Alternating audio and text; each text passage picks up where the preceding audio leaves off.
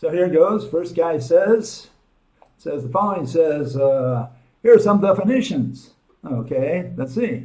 And what does he talk about? Well, he talks about or defines as he understands it. He defines it as he defines force. He defines charge, field. These are the words he defines. And how does he define them?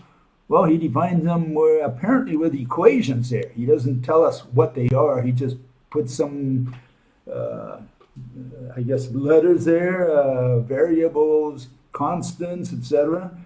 And he just puts them there. He could have put numbers as well, right? Somewhere. I don't know if he has any there. But, are these definitions? And I guess the answer is no. And he kind of says that at the bottom. He says, I know it's all circular definitions, which they are not. But that's all we got at the moment. It's not that that's all we got at the moment. That's the only thing that the mathematical establishment will ever give you. Not at the moment, but forever. They've never defined any term. And so the question is, what do you mean they never defined any term? Well, they haven't defined any term for the purposes of physics. What they've done is define mathematical concepts, and they haven't even done that because, they can't define the word point, the word line. They claim today that those words are undefinable, that they're primitive. That's how they treat them. They don't know what energy is. They have no idea what a field is, except a bunch of numbers. That's it. You can go on and on. They think a wave is a thing and so on. There's just no words that that they invoke to make their case, to explain a theory where they tell you what that word means. Because why? Because they're all concepts, and they don't intend to use them as concepts. They intend to use them as physical objects. They're going to use them as mediators for whatever they express or whatever they explain. Okay, here are typical definitions in the dictionary. Okay, you can see that there are no equations in there. You just have words defining, what the word means. Just straightforward. Okay, so you would think that that's what he would have done, instead of putting variables and constants and so on, numbers perhaps. So it's really what you call a tautology, and that's essentially what mathematical equations are. What's ever on this side of the equal sign is the same as what's on the other side. Okay. And that's not quite true with the definition, not exactly true, okay? Let's look at this. Here you have, what is a tautology? Well, it's a needless repetition of an idea, especially in words, other than those of the immediate context, without imparting additional force or clearness. It's a vague notion there of tautology, but I'm going to use it for the equations. What's a definition? Well, according to the official version, this is what you'll find in the dictionary. A definition is the act of defining. I love that one. Definition is the act of defining, okay? Or of making something definite, distinct, or clear. Okay, the formal statement of the meaning or significance. Okay? Well, it's the word meaning and significance that we're trying to define. And they're using synonyms to define definition. Okay? And then it says the condition of being definite, distinct, or clearly outlined. And what's to define? The verb to state or set forth the meaning of a word. Well, we don't understand that because meaning is a synonym of define, and to explain or identify the nature or essential qualities, or to fix or lay down clearly and definitely, whatever all that means. All they did was essentially use synonyms to define the word definition. How do we do it in science? Well, we do it a little differently. I had to define the word definition because no one did in the last 10,000 years. So here it is, definition, scientific one, right? Not the one used in ordinary speech. Limitation placed on the extent or usage of a word. Okay? You limit its extent or the usage of it. Okay? I always give an example, which is a terrible example, really, because it's about objects. But I think it drives home the point. You say, well, it's white and has wings. And so you say, well, what are you talking about? A bird, the White House, could be anything. And so the more information you put in the definition, you say it's a building and not a bird. Well, now we're getting closer to the White House. Otherwise, you would say it's a bird, not the building, and now you're getting closer to maybe a swan. And that's the idea here. We don't define objects, but I think you get the notion here. The more properties or attributes you assign to it, the more restrictive you make that word. That's a definition. You limit the extent or usage. Anyways, definition is not the same thing as meaning, not in science. Definition is what the prosecutor spits out. Meaning is what the jury interprets. Okay, meaning is on the receiving end. Definition is on the emitting end. Okay, meaning is what the juror gets out of it. Meaning has to do with how a definition is interpreted. Okay, not how it's defined, but how it's interpreted by whoever's on the other side. If a definition is on the emitting end, meaning is on the receiving end. A prosecutor issues definitions. A juror infers meaning. Okay, so that's our notion of what a definition is, scientific, for the purposes of science, right? And some people don't like my definitions, okay? So how do? You say, well, I don't agree with your definition.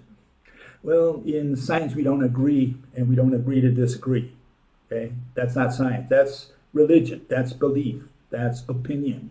In science, we need to be objective, okay?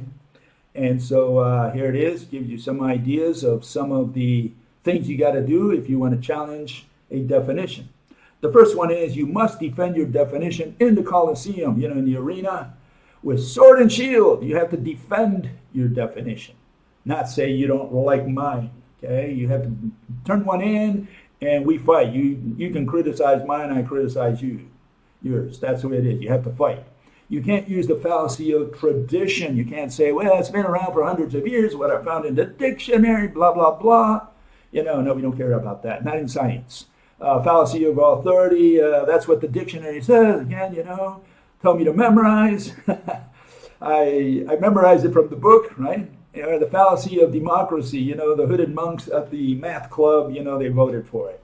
No, we don't care about any of those. Those are not scientific defenses.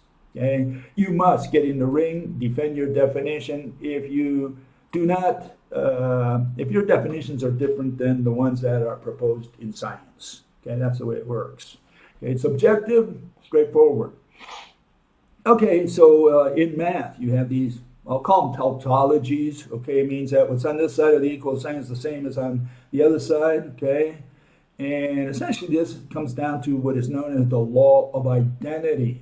Mathematicians invented the law of identity. Okay, and say, what is that? Well, it says A is equal to A. Okay, and so in math, that makes to them a lot of sense. They put, something on the left side, and then they're going to put something on the right side. Say this one's equal to that one. Okay, what's on the right is equal to what's on the left. Okay, the law of identity, they call it, or more or less like that. Well, what's wrong with what's irrational? I could say something even worse, but about the law of identity. What is this law of identity? Well, what nonsense is this? Well, it says that A is equal to A, B is equal to B, you are equal to you, table is equal to table, and so on. Not exactly true. Not exactly true in science, depending on the context. So let's look at the context. Here we have two gentlemen who addressed the law of identity that we can apply now to math, to these definitions or tautologies. Okay. Here we have on the left-hand side Mr. John Locke. And he says, whenever the mind with attention considers any proposition, and he goes on and rants a little bit, and he talks about propositions, ideas, proposition ideas, proposition ideas. That's all he talks about. That's his argument. Okay. Does that have anything to do with physics, which is what we do here? Well, for the physics side, we got Mr. Wittgenstein, another so-called philosopher. None of these, by the way, were philosophers. First of all, because no one defined the word philosophy in the last 10,000 years. That's one issue. But the other one is that, these people just went to the water cooler and shot the bull around. That's all they did.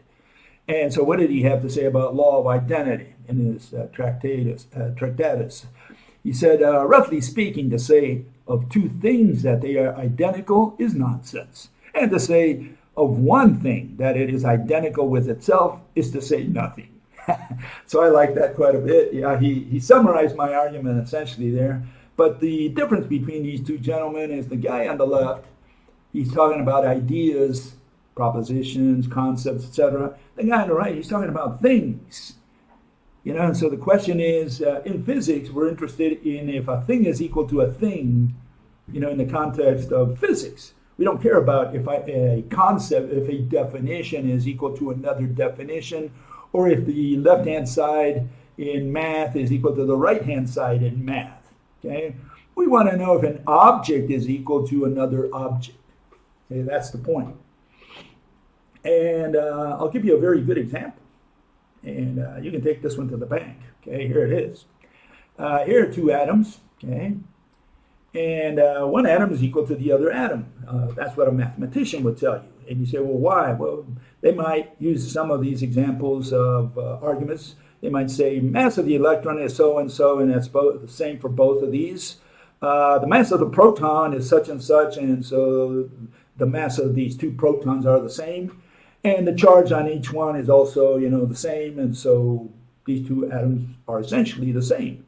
And they can go, with other issues like spin or other properties, right? And they'll say these two atoms are exactly the same, these two hydrogen atoms. The answer is no. Okay? The answer in science is no. They may be the same architecture, in other words, the shape, etc., but they do not have the same existence. Okay, there's a difference in existence. And part of the problem here is that they do not occupy the same, what is known in science as position. Not what is known in mathematics, in the religion of math. There they have a different notion of position. Here these two do not have the same position because position refers to one. Position is the same volume an object occupies. In other words, we have no use for the word position in science, in physics. In math they do because they have a different notion of it, and I'll get to that in a second. But here it is. Here's you, right? And are you equal to you? Well, if it's you yourself, yeah, then you're equal to you because, like Mr. Wittgenstein said, it's nonsense to say such a thing, or it's irrelevant to say that you're equal to you. But if, another you comes from another planet, from another universe, and stands next to you, and he looks exactly like you, has the same number of atoms, and everything exactly like you, he's not you because he's not in the same location as you. He's not in the same position as you. We cannot both be at the same position, the other fellow and me, right? Or you and the other fellow. An object is that which has shape. Distance is separation between what? Two objects at least. Okay. Location is the set of distances from one object to all the rest in the universe, from one atom to all others, for example. And existence, exist, is an object that has location. Okay. So in order to exist, you need at least two in science, in physics.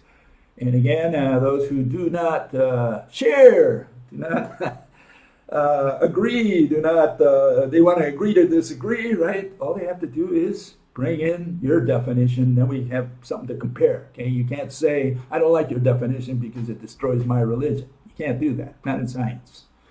Okay, so here we have our universal movie, and that gives us an idea, that every frame in the universe, every atom moves from one location to the next with respect to all others in the universe. Location is a static concept, but you need more than two objects in the universe to have location.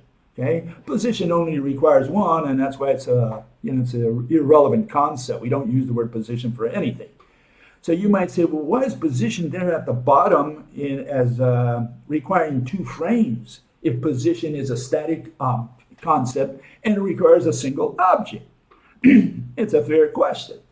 And the answer is that the position at the bottom there, that's the mathematical position. The mathematical position is an exact synonym of motion. Okay?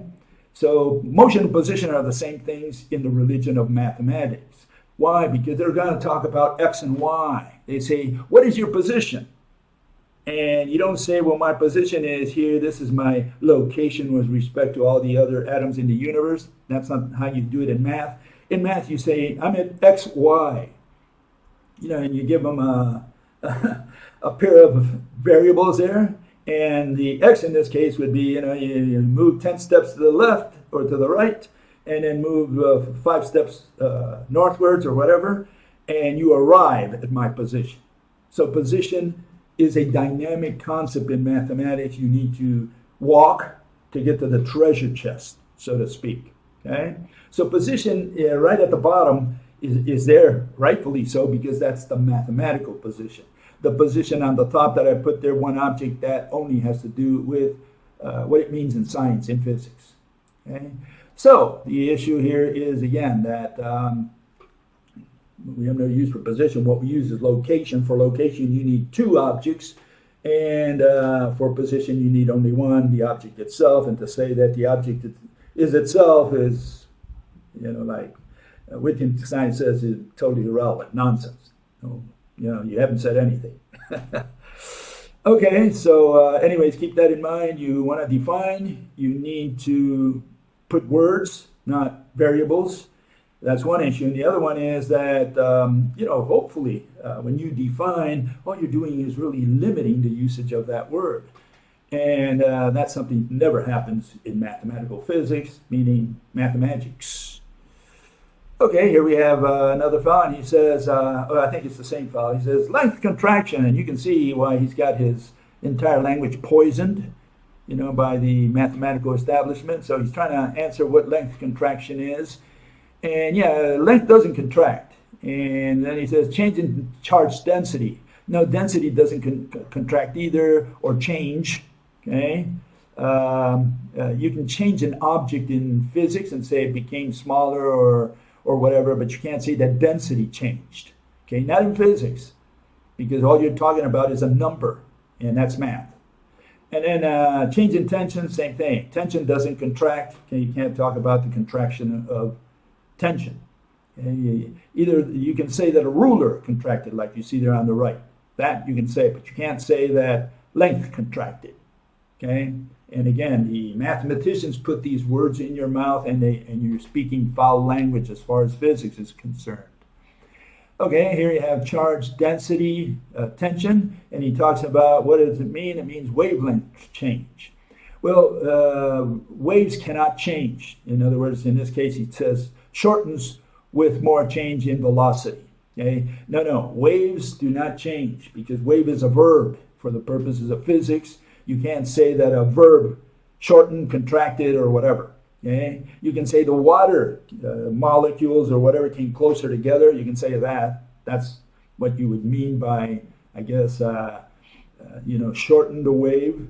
But you can't talk about the wave. There is no such physical object as wave in science. And that's a term that belongs exclusively to mathematics. Time dilation, same thing. Time cannot dilate. Clocks can dilate, watches can dilate, but never time. Time has no possibility of having any physical contraction, or you can't use physical terms to qualify a concept, which is what all these people do. People say, well, Bill, you're raising all semantic argument. That's word salad. Yeah, because we're doing physics. We're doing, what is physics? It's explanations, it's physical interpretations. That's what physics is. Physics is not what the mathematicians have converted it to, which is, equations, measurement followed by equations, and then followed by the most irrational explanation they can find, the most irrational physical interpretation, the most irrational mechanism that they can find. Why are they irrational? Because they're using concepts as physical objects. They're using words like this fellow did, force, field, charge. Those words are outlawed in physics. We cannot use them. Those are mathematical concepts. They all represent values, which is what math is interested in. It has nothing at all to do with physics. So yeah, it all comes down to what is physics, and even before that, what is science? You know, you have here a pen falls to the ground, right? Downwards. You want to explain the mechanism. How did this happen, right? Or I guess the question is the question, how did that happen? Why did it happen? What caused it to happen? Are those questions of physics or of philosophy? Is that word salad? Is that semantics to explain what caused that to happen? Or is that part of physics? If it's part of physics, then we have a problem because we don't have those explanations today. And you should ask yourself why. And the answer is that the mathematicians in the last 10,000 years have been doing math and irrational explanations using concepts. That's why. Okay, here we have one fellow, he said, this is incorrect. Throughout the first half of the video, you show that an electron with velocity perpendicular to a magnetic field will spiral, which is true. Okay. However, this is not related to how electrons travel, quotations there, in a wire. He says the electric field is parallel to the direction of current in a wire and not the magnetic field. Well, the issue here is he's accusing me of saying that somehow that I said or insinuated or in some way made him believe that an electric field is somehow, I guess, perpendicular to the flow of charges, in this case electrons, from one atom to atom. And the first answer to that is I never used the term electric field. It's not part of my language, so I never use that foul term in my language. I never address the term electric field. Okay, I talk about electron beads flowing from atom to atom because I'm interested in the physical interpretation. You can't later pull out and say, well, that's not exactly what happens in there. No, that's exactly the way everybody in quantum mechanics explains electricity. They say it's the movement of one electron bead from one atom to the other. The flow of these beads constitutes electricity. Anyone who says anything other than that is not representing quantum mechanics. He is bad-mouthing quantum mechanics. This guy now introduces the word field, which is not part of physics, and that's why I don't use it. And then he said the magnetic field is orthogonal to the direction of the electric field. Well, I don't know about the electric field. We don't care about that. I'm saying the magnetic field is perpendicular or orthogonal to electricity, what is known as electricity. Okay, so electricity is coming into your eye here on the right. Okay, and what I'm saying is the magnetic field, and I don't use that term either. All I try to do is represent what they mean, what the mathematicians mean by the word field, which is that all these threads, all these lines of force, right? They're represented by threads. The threads form these walls because there's gazillions of them, and they spin around exactly perpendicular to the flow, you could say, we'll use the word flow, to the direction of electricity. So electricity is made, right, or is the explanation, the physical interpretation for electricity under the Rope model is that all the, and here we do it with atoms, it's not atoms, but for simplicity's sake, all these atoms are merged. One is embedded into the other. Okay, they're merged, they're touching each other. Okay, they spin around, the whole serpentine, as I call it, okay, spins around counterclockwise into your eyes. And then the field, which is all the threads that are coming out of, that serpentine, are spinning around perpendicular to the direction of electricity. So we are consistent with what's out there, and I have no idea what this fellow interpreted. Don't put the word electric field or the term electric field in my mouth. I never use the word electric field, and I don't even try to explain it. I don't even try to describe it or anything. I have nothing to do with the term electric field. Magnetic field, I try to tell you what is a magnetic field. That one I'm interested in because they say, well, we don't see anything around the wire, but there is a magnetic field, whatever that is, around the wire. What is that? And that's what Faraday was not able to tell anyone, either, or Maxwell for that matter. You're talking about all these threads that are swinging around. Those are physical threads, or as Maxwell called them, physical lines of force. He wrote a book called Physical Lines of Force. Okay, so he thought they were physical. He just didn't know what it was. It's some exotic matter. And so we're saying the magnetic field is comprised of all these threads, physical threads. You know, I have one around here. Give me a second here. This is a thread. Okay, it looks something like this. Okay, that's a thread. Okay, so we're saying something physical. Okay, not that big. We're talking about something, you know, extremely, extremely, unimaginably thin. But the point is, the threads are now swinging around. Okay, gazillions of them forming a wall, and they're swinging around. That's the magnetic field that pushes up against something. In physics, you must have a mediator. You must have a physical object. We're saying that object is a thread. We call it a thread because it's the closest thing that you can imagine to what, you know, Mother Nature has out there in the invisible, intangible world of hers. Okay, that's the way we look at it. Okay, here's a fellow. He says electrons don't travel in the conductor. It's the electric energy that is transferred. The energy. He transfers energy. Energy is a mathematical concept. There is no physical object such as energy. You cannot say, I'm going to transfer the energy.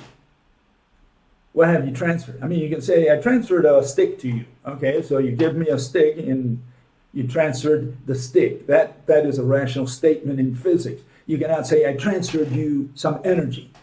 What have you transferred me? A number?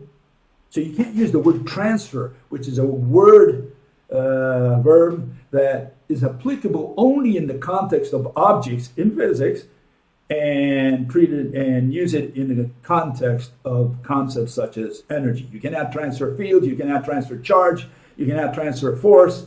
None of those statements make any sense. Okay, but yeah, electrons do travel in a conductor according to the religion of mathematics.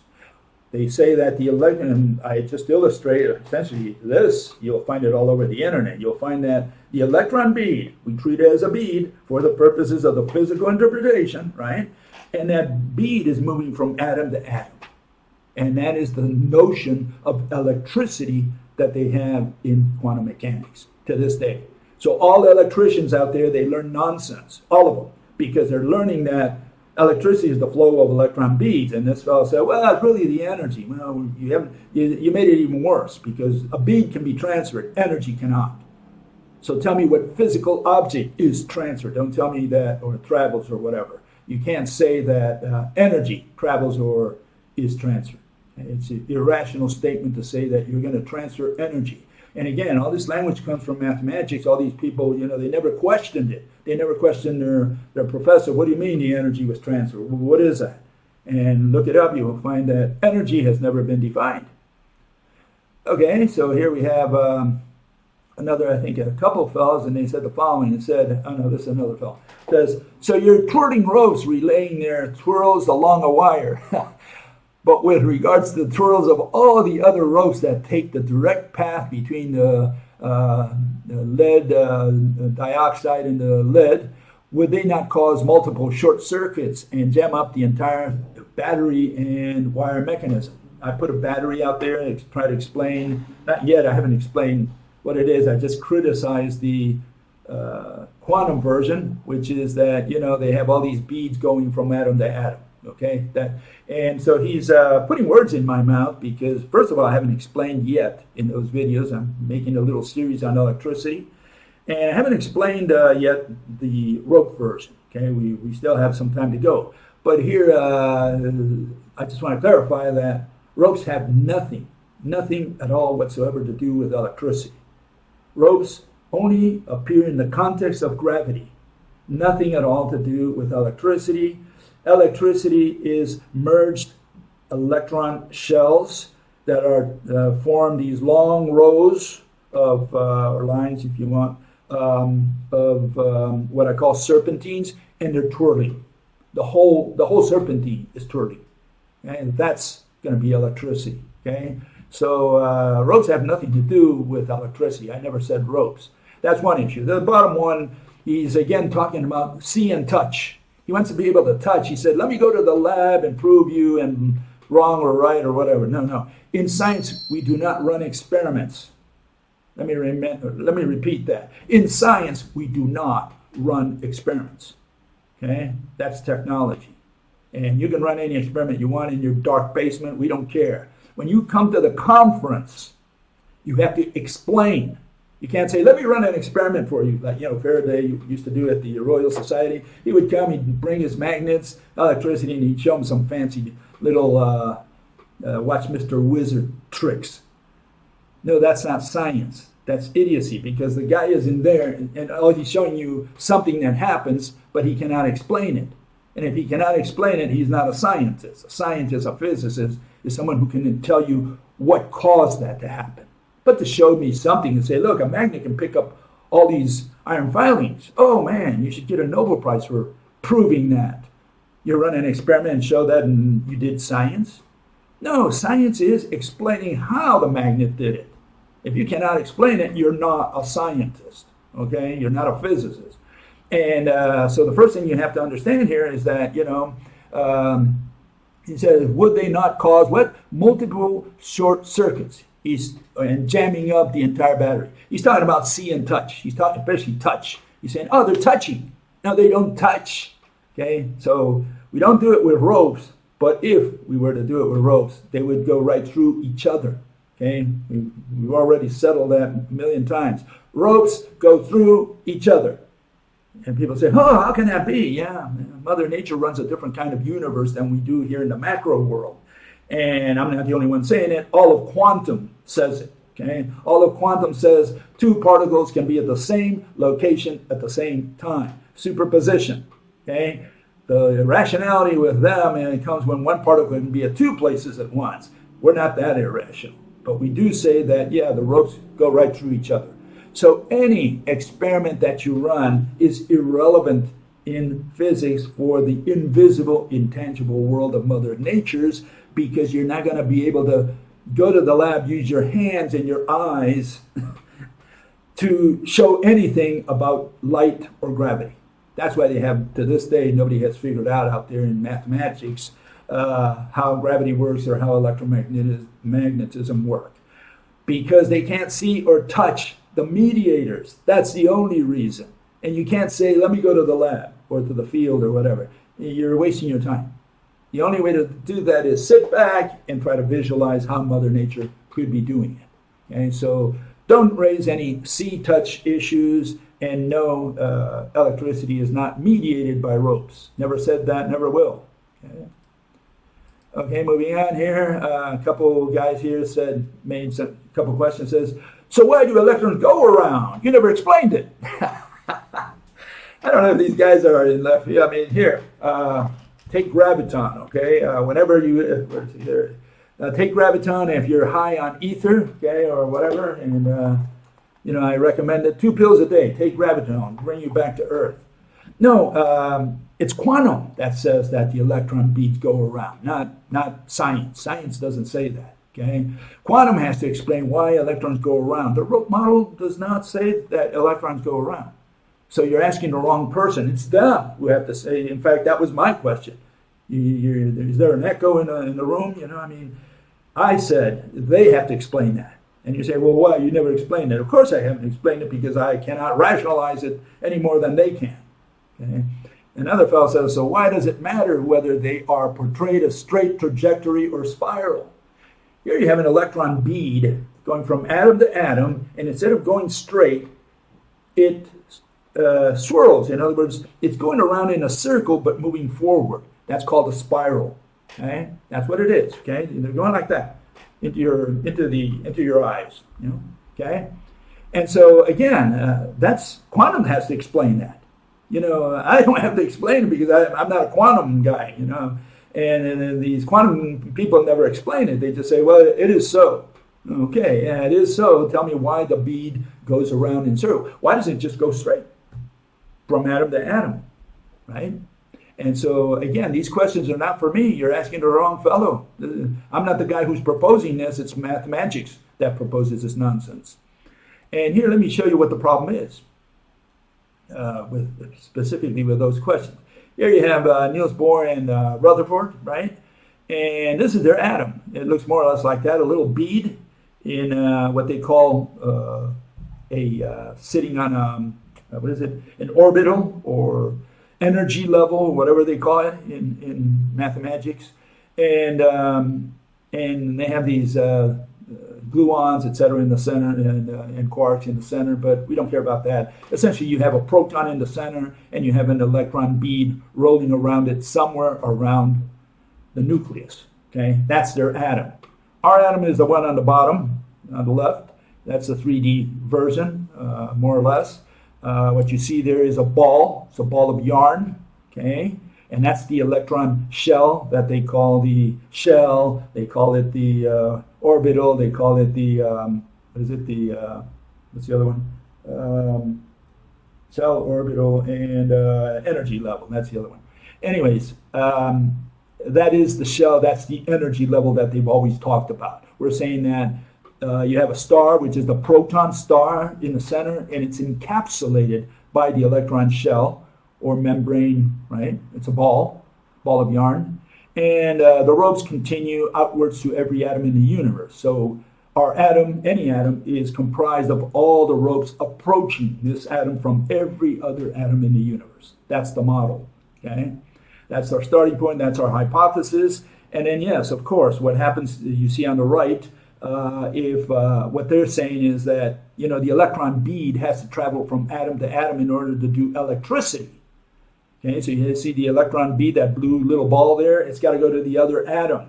And the other bead from the other atom has to go to the one next to it, and so on down the line. That's electricity according to the religion of mathematics. Okay. On the other hand, we say that and again, you would have to explain why that bead moves through the air, through space, from one atom to the next. What's compelling it to move?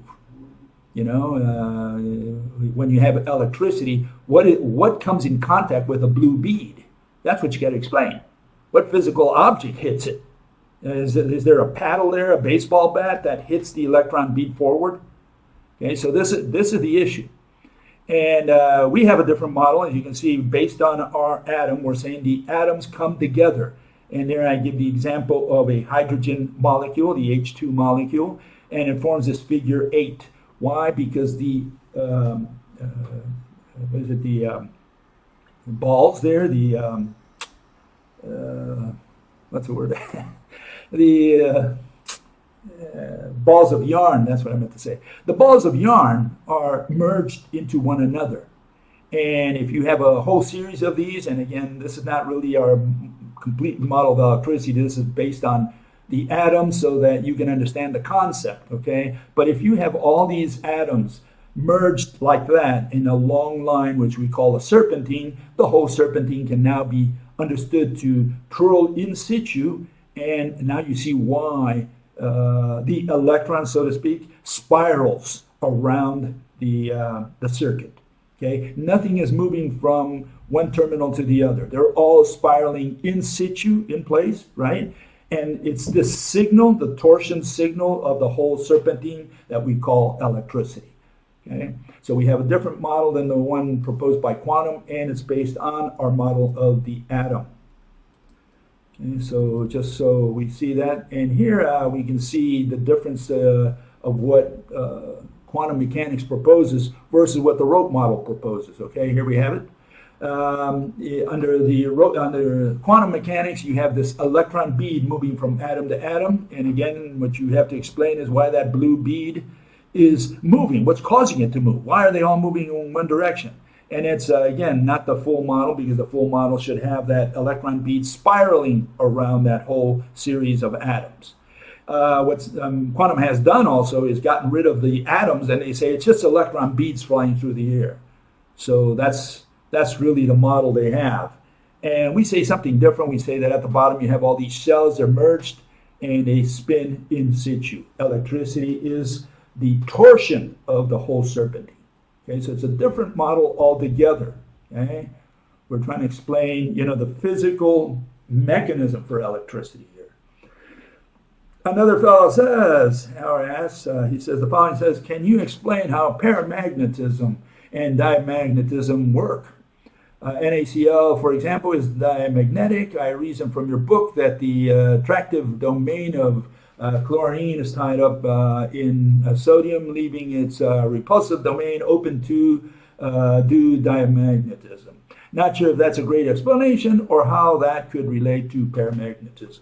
Okay, it's a question that requires quite a bit of time to answer, okay? And all I can do is give you as an introduction, okay? That you go to the rope hypothesis, number 29, in other words, a video that I have there, the rope hypothesis number 2, which is got this 29 in front of it, and you'll see something like that, like 3/4 of the way into the video, like a 15-minute video, and what you see is the sodium and the chlorine atoms, the relevant parts of them, right? You've got these p orbitals and the s orbitals, and we have to explain first what is ionization. In the religion of quantum, they have this little bead that goes out of the atom and it's positive. That's math. Mother Nature doesn't understand what that is. We need to explain what's happening physically there. And we're saying none of that happens because the electron is not a little bead that rolls around the nucleus of the atom. We're saying that the electron is a shell, a membrane that encapsulates the atom in p orbitals. It looks like that figure 8 you see there. Okay, and so we're taking one p orbital from chlorine, and we're getting it close to a sodium atom. And what they'll tell you is that, the sodium loses an atom, we don't know why, and suddenly it becomes part of the one on the right, the chlorine atom. And the question is why? Why did it lose? How did the chlorine pull that one out? Yeah, I mean, if it's a little bead in the middle of space, by what mechanism does the chlorine pull that electron to join its other 7 so that it completes the 8 that it needs in its outer shell? That's the question. Okay, and so yeah, we have a problem there because they don't explain the mechanism. They just say, oh, mathematically that's how we can describe it. They haven't explained the mechanism of how that happens. But go there and at least you'll get an introduction. Maybe you'll ask the question again once you get a better idea of what mechanisms I'll be proposing. It's an involved answer. It's great. It's not like you can explain this in 2 seconds. Need more time for that. Okay, but please go there and you'll get an introduction to it. Okay, here you have some irrational proposals. Fellow says, what do the twisters of Roger Penrose, the Hopf vibrations of Eric Weinstein, and the belt trick of Paul Dirac? And he's referring to the spinors and Mobius strip and that kind of thing. Anyways, the answer is that they are all irrational proposals. That's what they have in common. Roger Penrose has this ridiculous twister, as he calls it, and we wonder what that is. He's got looks like a lifesaver, kind of choking a cylinder there, an arrow going through its center. Who knows what this nonsense is? And again, they invent this garbage that has nothing to do with physics because they're talking about math. And so they say, well, this part is this equation, this part this other equation. So they describe what they have in their minds, and then they try to illustrate that that's where they bomb out. You can't illustrate the nonsense that these people have in math. And Roger Penrose, by the way, he has these Penrose irrational objects, and one of them is the Penrose staircase, that you go up, up, up, up, up, and end up down, or vice versa. He's also got this wave packet in one of his books, ridiculous wave packet. That's the quantum wave packet, an arrow, going right through some curlicues there, whatever that is. And this is how they illustrate, because they don't have objects in mathematical physics. Eric Weinstein, he proposes a similar nonsense, okay? Nothing very much different than what Penrose proposes. And Paul Dirac talks about his Mobius strip and, the spinor means that, you start out with a positive, for example, and the arrows are pointing downwards, but as the Mobius strip turns around, it ends up in the opposite direction, and that's what he's going to call negative. So he's trying to give a physical interpretation to positive and negative. What are the arrows? The arrows are, guess what? Vectors. That's what he's talking about. He's not talking about engine arrows. Okay? So all this is nonsense because all this is math. It's just abstractions. They're not talking about physical objects, but they present them as if they were physical objects. All this is poppycock coming out of the establishment. People coming from, real places like Cambridge and Harvard, see, it's respectable places. Okay, here we have, a fellow, and he says, Bill, let's see, give me a second here. And he says the following, he says, what is your take on an eventual heat death of universe? If I recall correct, you assume that rope universe existed forever and therefore will exist forever, right? Yeah, we say that the thread that underlies all matter in the universe, it's just a single thread. It's a closed loop thread, and it weaves around in every atom in the universe and the ropes that interconnect them. Okay, so everything, if we were to unweave, if we were to disentangle every atom in the universe and every rope that connects them, we would end up with a humongous, very thin thread. Okay, that's the proposal, that's the hypothesis, the assumption. And it says, or do you see an end to it in context in which the rope and some atoms will remain as a whole forever, but will all the suns eventually run out of heat and everything will turn into dark, cold, lifeless void, or perhaps it will forever fluctuate in waves of heat, decay, where suns die and heat again, as more suns will be burned, etc., etc. Then it will oscillate like that forever, a supporting condition for biological life to exist indefinitely. The issue is the following. The thread has always been there. You cannot explain creation. Neither religion, traditional religion can explain it, neither the religion of quantum mechanics or general relativity can explain how something comes out of nothing. Okay, they cannot explain that transition from nothing to something, or vice versa, from something to nothing.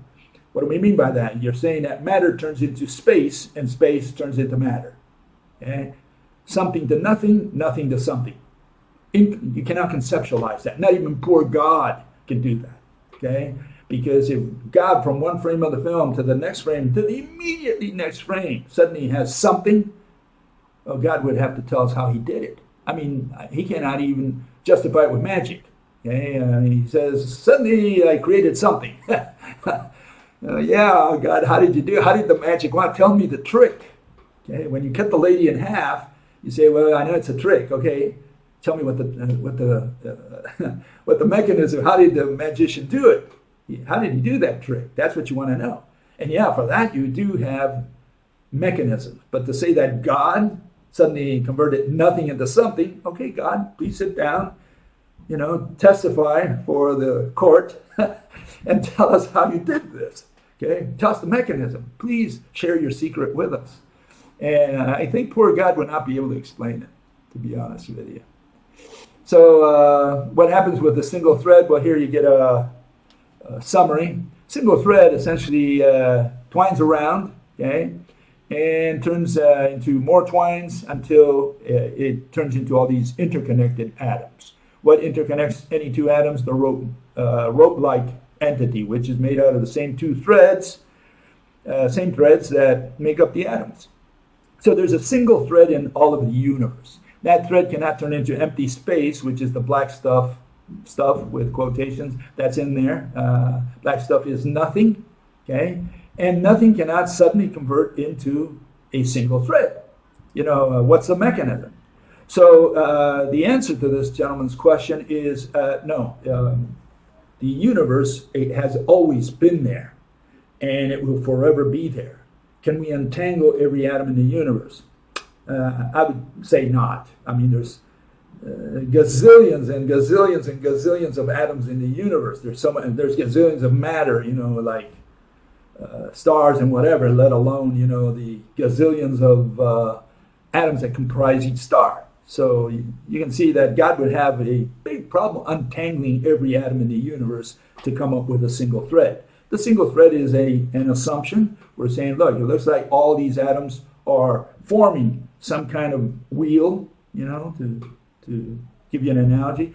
And that wheel is made out of a single thread, extremely thin, extremely enormous, okay, unimaginably enormous. And that thread will convert into all matter. Does it disentangle and then entangle itself again like some kind of oscillating universe? I would say not. It's that, you can say it's just an opinion, okay? I think the universe has existed. All the atoms that are in the universe have been there the way they've been for gazillions of years. They just form different 3D or normal matter, right? By joining together, separating, and so on. But the atoms themselves, they're there forever. And again, the conclusion there is, scary. So if you don't want to, if you want to have a good night's sleep, don't listen to what I'm going to say next. And that is that never in the universe, right? What we call the universe, matter and space, right? Never in the universe has there been a first human. Okay, let me repeat that. Never in the universe has there been a first human. There was always one before that one, in some other planet, in some other part of the universe, and before that there was another human in some part of the universe, in another planet, and so on down the line. There was never a first human in the universe.